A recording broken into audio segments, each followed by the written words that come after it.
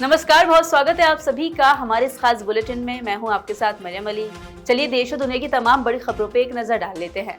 बीते दिन स्विट्जरलैंड में अमेरिका और ईरान के बीच जो 60 दिन के 14 बिंदुओं पर समझौते की बातचीत हुई थी, उस पर मीटिंग थी।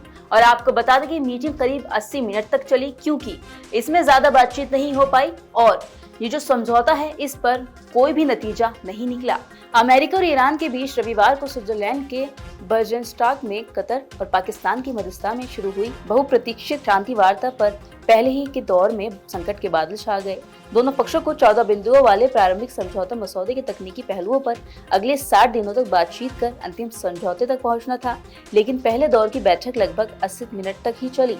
वहीं बातचीत के दौरान अमेरिकी राष्ट्रपति डोनाल्ड ट्रंप के तीखे बयान से माहौल तनावपूर्ण हो गया। ट्रंप ने ईरान को लेबनान में हिजबुल्लाह की गतिविधियां रोकने की चेतावनी देते हुए कहा कि ऐसा नहीं होने पर अमेरिका फिर सैन्य कार्रवाई कर सकता है। उन्होंने हॉर्मुज जलडंबरू मध्य बंद करने की ईरानी घोषणा पर भी कड़ा रुख अपनाया और कहा कि इसे बंद करने की कोशिश हुई तो अमेरिका हस्तक्षेप करेगा।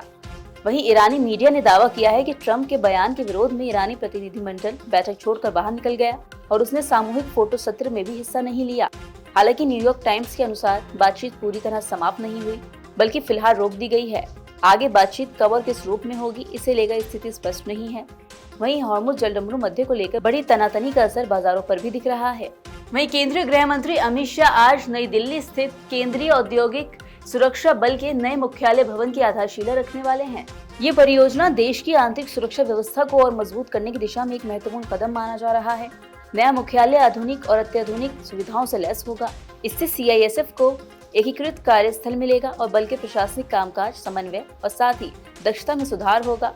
सीआईएसएफ की भूमिका लगातार बढ़ रही है और वो हवाई अड्डों, मेट्रो रेल नेटवर्क, औद्योगिक प्रतिष्ठानों, साथ ही अन्य महत्वपूर्ण संस्थाओं की सुरक्षा में अहम जिम्मेदारी निभा रहे हैं। आपको बता दें कि आधारशिला समारोह में गृह मंत्रालय और सीआईएसएफ के वरिष्ठ अधिकारी समेत कई गणमान्य लोग मौजूद रहने वाले हैं। ये कार्यक्रम सुरक्षा बलों के बुनियादी ढांचे को मजबूत करने और उनकी क्षमताएं बढ़ाने के प्रति केंद्र सरकार की प्रतिबद्धता को भी दर्शाता है।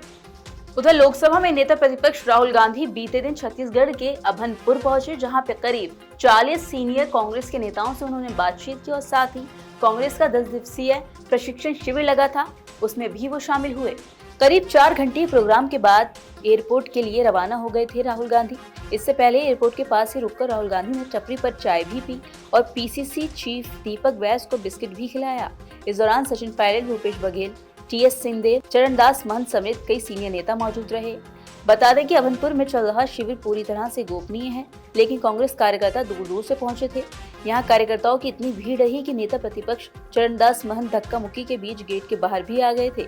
इसका वीडियो भी सामने आया। वहीं पूर्व मंत्री गुरुरुद्र कुमार ने बताया कि राहुल गांधी ने कार्यक्रम में सीनियर नेताओं और पूर्व मंत्रियों से करीब 40 मिनट तक मुलाकात की। इसके साथ ही करीब 70 लोगों का डेलीगेशन भी राहुल गांधी से मिला, जिसमें पूर्व विधायक, सांसद और अन्य पदाधिकारी शामिल थे। प्रदेश की राजनीति को लेकर राहुल गांधी से चर्चा हुई। इसके बाद उन्होंने जिलाध्यक्ष को ट्रेनिंग भी दी।